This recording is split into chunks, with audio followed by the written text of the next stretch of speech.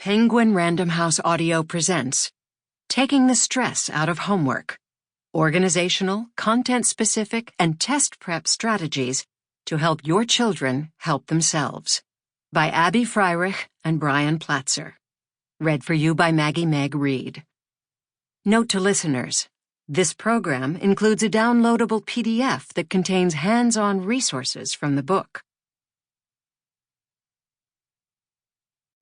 For Gabe and Zachary, Owen and Sam. Introduction. Knowing when to help with homework and building executive functioning.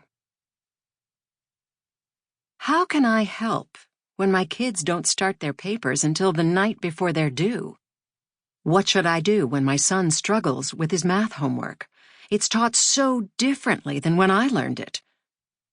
Which standardized tests should my daughter be preparing for, and how? We can't count the number of times we've been asked these kinds of questions. As parents, we all want to support our children, but sometimes that's easier said than done. Maybe the problem is time management. A child feels paralyzed by the thought of starting an assignment, or always runs out of time before a project needs to be turned in. Or maybe it's organization that's the struggle, knowing what's expected, figuring out where to look for assignments, and avoiding distractions. Kids might need extra support understanding a specific topic, but as parents, how much help should we provide? All too often, homework can create conflict in a family or stress for the child. It then becomes a source of dread and unhappiness for everyone. That's where we come in. While the goal of homework in education is to support what children are learning each day, it's also to help them build skills like independence and responsibility, and to teach them how to create productive routines. These skills are essential for years to come, as kids progress from middle school to high school, college, and beyond. Whether your child's homework load is increasing and you want to set him or her up for success, or homework has become an unpleasant chore for your child, we offer concrete strategies to help. As parents, teachers, and tutors, we understand the increasingly complex landscape of education. We wrote Taking the Stress Out of Homework to provide parents with the hands-on practices that we've found most successful to manage stressful homework scenarios. The first key to navigating homework successfully is assisting your child with the development of executive function skills, those that involve planning and organization. We'll walk you through when and how to help your child both with executive function challenges and difficulties managing homework content. Every child is different and may need different strategies to approach homework, whether it's the science project that is due in 3 weeks or tomorrow's big test. Our suggestions vary according to the age and temperament of the student, the subject matter or situation at hand, and factors that range from kids' attention spans to whether they prefer practicing their basketball shot, devouring graphic novels, or scrolling through Instagram. Regardless of each student's individual nature, we always prioritize one paramount goal: building confidence and self-sufficiency. Filling a void, teaching and tutoring. We were in our late 20s. Abby had been a head teacher in 4th grade for several years. Brian was just a couple of years into working with 8th graders, having previously taught undergraduates at Johns Hopkins.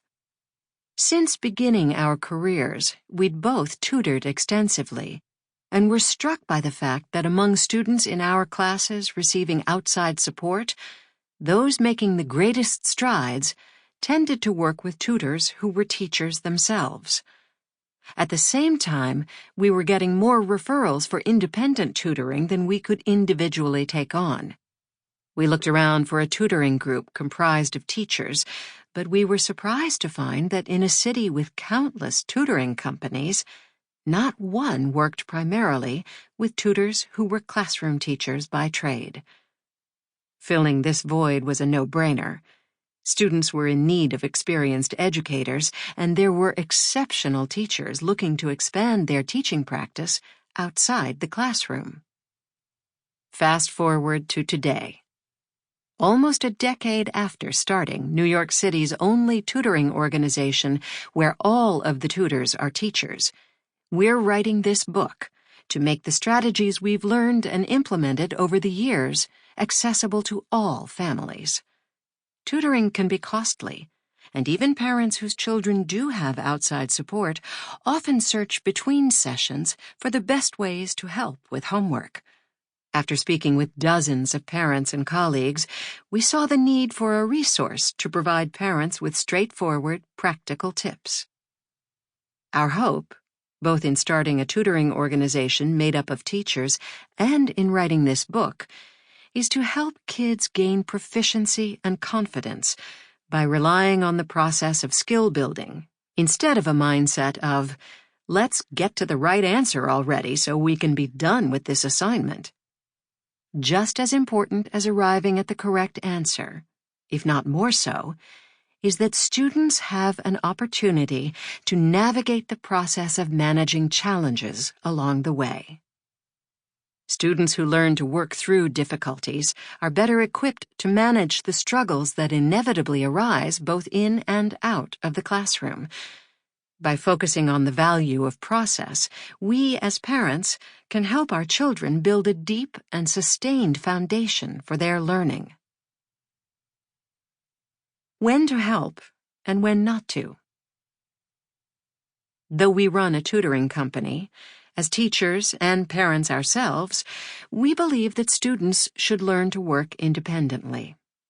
We see it as our job to guide kids with foundational techniques that will then allow them to succeed on their own. Parents are not teachers, unless they are teachers. Your job isn't to have content-specific knowledge. It isn't to explain why, in the order of operations, multiplication needs to be completed before addition. You don't need to know vocabulary definitions or explain the historical events that led to the fall of Rome, and you should never put pencil to paper or fingers to keyboard. What parents can and should do is help build habits around homework.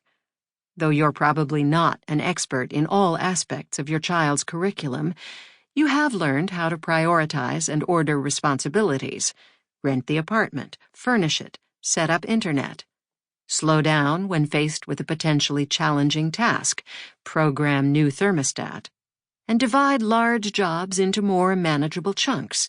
Chop carrots, toss them into salad, insist on kid eating salad, negotiate what eating means, painstakingly watch kid eat 3 bites, relax with a feeling of accomplishment.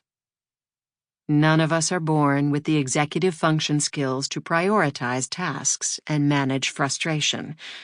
One of the ways you can best support your child is to help establish strong organizational approaches from an early age. Executive function, the foundation for successful learning. What is executive function in the first place? Executive function skills allow us to make decisions, minor and major, all day, every day, without even realizing it. Should we brush our teeth or get dressed first? How will we get our kids from school at one end of town to play practice at the other while meeting a project deadline? Are the soccer socks in the dryer, in the drawer, or already on their feet? When teachers talk about executive function skills, they're referring to all the steps involved in planning, organizing, and following through with tasks.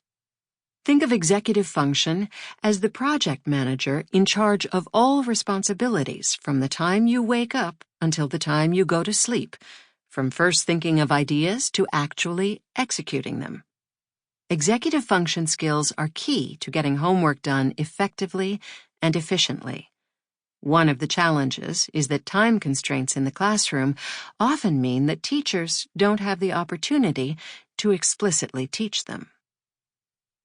Every step of executive function, from the inception. Sample complete. Ready to continue?